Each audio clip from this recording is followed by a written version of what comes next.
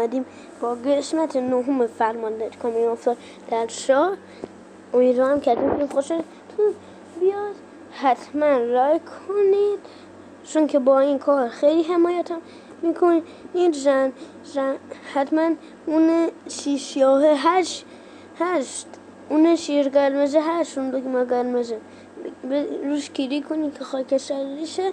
زنگوله بزنید روش که زرد بشه که بعدش پیامون باشد بیام زودتر به این ویدیو همون نگاه کنید. البقیه بریم سراغ ویدیو. Let's go.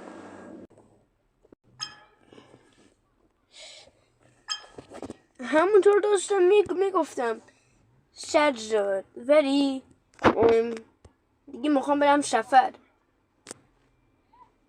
خب برو ولی کی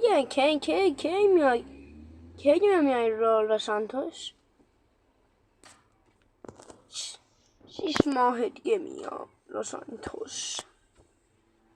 اوکی خدا حافظ. سب کن نظر چیه فردا بریم؟ فکر خوبیه باش.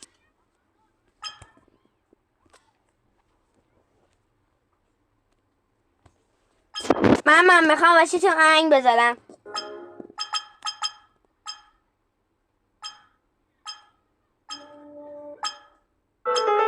نه این نه؟ آره مامان همینو میخوام بذارم. آهنگ بازی پیپری عاشقشم واقعا. برادرم شنگ فکر خوبی کردی. این تلویزیون هم بذار کانالش رو عوض کنم.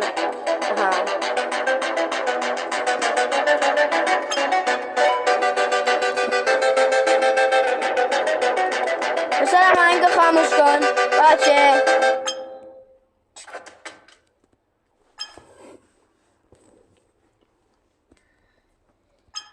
خیلی خوب کاری نداری دیگه. برو به سفرت. آره کاری نداری که. خدا حافظ.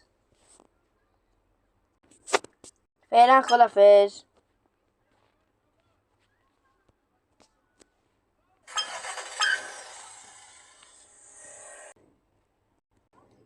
سلام بچه‌ها. اخبار امروز در مورد این هست که لس سانتوس فرداش رو باشگاه پرنده بهش حمله میکنن.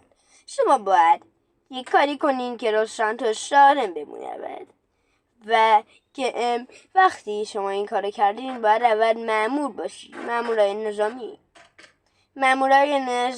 باید این کارو انجام بدن. اوکی همتون گوش دادین؟ فردا لس سانتوس باشگاه پرنده ها یعنی آذن فضایا بهش حمله میکنن. شما باید یه کاری کنین که لس سانتوس سالم بماند. میگم آقا خاموشش کنم. سب کن خاموشش کن. خاموش کردم تلویزیونو. میگم پسرم مگه بهت نگفتم باید به پای درشت بازش کن و با پا درشت. باش پدر.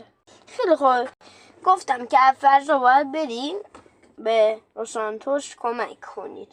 لس سانتوسمون فردا در خطر. باشگاه پرنده ها میون. باید یه کاری کنید که لس سانتوس سالم بماند. اوکی همتون باید برین نیروهای نظامی. خیلی خوب بذار خاموشش کنم. خیلی خوب واسه اخبار امروز باشه. فردای بعد ای بای مردم باشگاه پرنده اومد. نه داره بهمون تیر میزنه.